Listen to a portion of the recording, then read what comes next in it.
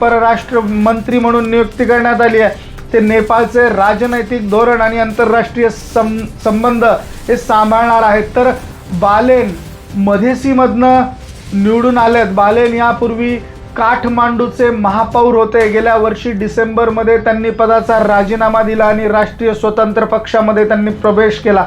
बालेन शाह हे मधेस या नेपाळच्या एका भागाचे त्या ठिकाणचे रहिवासी आहेत. देशाच्या दक्षिण भागात भारताच्या सीमेला लागून पसरलेला तो प्रदेश आहे.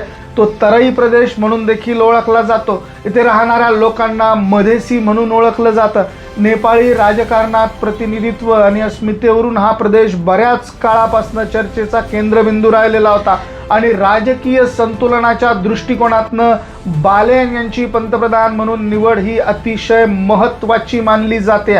बालेन शाह यांच्या पक्षाचा 2/3 बहुमताने नेपाळमध्ये विजय झालेला आहे.